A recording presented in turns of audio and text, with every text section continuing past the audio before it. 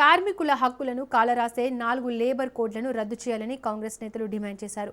దేశవ్యాప్త సమ్మెలో భాగంగా విశాఖ రైల్వే స్టేషన్ ఎదుట కాంగ్రెస్ నేతలు ఆందోళన చేపట్టారు. విశాఖ కేంద్రంగా ప్రత్యేక రైల్వే జోన్ ఏర్పాటును వెంటనే అమలు చేయాలని డిమాండ్ చేశారు. కార్మికుల హక్కులను కాలరాసే లేబర్ కోడ్లను విరమించుకోవాలన్నారు. అదేవిధంగా లేబర్ కోడ్ను అమలు చేయడాన్ని కేంద్రం విరమించుకోవాలని కోరారు. ఆందోళనకు దిగిన కాంగ్రెస్ నాయకులను, కార్యకర్తలను ఆర్పీఎస్ పోలీసులు అరెస్ట్ చేశారు.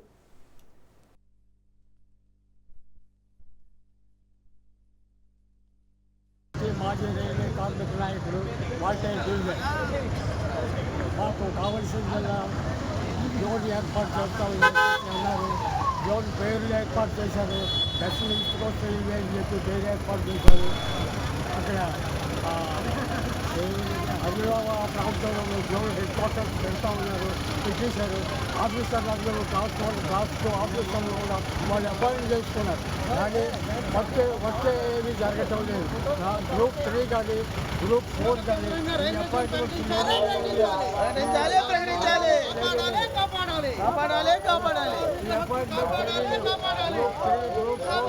అపాయింట్మెంట్స్ లేవు. ఆ అపాయింట్మెంట్ మాకు కావాలా? తెలుగు వాళ్ళకి మేము వచ్చే పరిస్థితుల్లో అంగీకరించే ప్రసక్తే లేదు. అందుచేత వెంటనే ఈ యొక్క జోన్ కార్యక్రమాలు వెంటనే మీరు అమలు చేయాలి. ఎందుకంటే ఒడిశాకు చెందినటువంటి రైల్వే మంత్రి కూడా ఇక్కడే ఉన్నారు.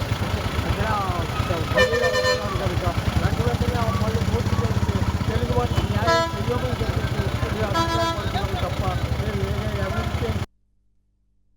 విశాఖలో రైల్వే జోన్ ఏర్పాటు చేయాలని దశాబ్దాల కాలంగా పోరాటం చేస్తున్నాము. కేవలం భూసేకరణతో కాలక్షేపం చేస్తూ ఉన్నారు. పక్కనే ఉన్న సికింద్రాబాద్లో మాత్రం డే అండ్ నైట్ పనులు జరుగుతూ ఉన్నాయి. విశాఖలో ఆ పనులు ఎందుకు జరగట్లేదు? 4 ఎంపీలు మారిపోయేంత వరకు 20 ఏళ్ళగా ఈ డిమాండ్ కొనసాగుతూ బడ్జెట్లో అన్యాయం జరుగుతూ ఉంది, రిక్రూట్మెంట్లో అన్యాయం జరుగుతూ ఉంది. ఇంత అన్యాయం జరుగుతూ ఉంది. ఖచ్చితంగా న్యాయం చేసేంత వరకు మా పోరాటం కొనసాగుతుంది.